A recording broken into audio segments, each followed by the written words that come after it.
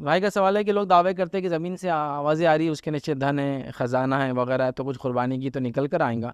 तो देखिए ये सब फालतू बातें हैं, इसकी कोई हकीकत नहीं है।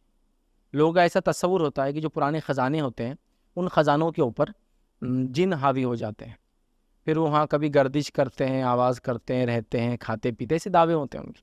और उसके बाद जो है वो आप कुछ चीज़ें करने पर वो खुश भी हो जाते हैं और निकल के ख़जाना बाहर ला के भी दे देते हैं, और जिसके लिए क्या कुछ नहीं किया जाता। लेकिन आज तक कोई ख़जाना रिपोर्टेड नहीं है कि मिला किसी ऐसे आदमी को। और होता क्या, मैं आपको बताता हूँ। ज़मीन में से आवाज़ आ रही, अब वो नीचे चूहा है, घूस है, खरगोश है, ज़मीन में कई जानवर रहते हैं, वो क्या है वो जाने दो, चलो बहरहाल। लेकिन बोले अब इसमें ख़जाना आवाज़ आ रही थी। अब ख़जाना है तो अब ख़जाने के लिए एक आदमी आया जो जानता है, जो कुछ नहीं जानता, लेकिन उसको जानता है, लोग बोलते हैं, ठीक है, लेकिन मेरे हिसाब से कुछ नहीं जानता। उसको बुलाते हैं, वो बोलता है यहाँ है ना ख़जाना है, ऐसा ऐसा करे तो निकल जाता।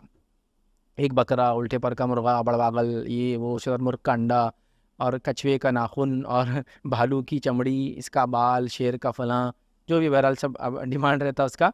और उसके एजेंट से लेना पड़ता है, ऐसा बाहर नहीं मिलता हो। उन्हें कुछ भी नहीं लेता माशाल्लाह, उन्हें अल्लाह के लिए करता सब फ्री।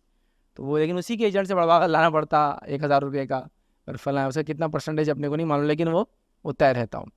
अब उसके बाद वो आता, अब खुदाई चालू हो गई। अब ये बिल्कुल रियल किस्से हैं जो मैंने सुना हो लोगों से।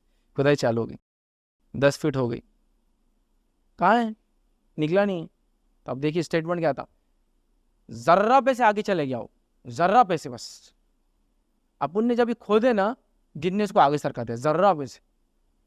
ठीक, अब क्या करना, अब एक हफ्ते बाद पूर्णिमा के दिन ही करना पड़ेगा, अब खत्म होगा उसका टाइम। फिर अब एक हफ्ते बाद आपने खोद दी 10 1 फीट, क्या है ये, जर्रा पे से सरका आगे।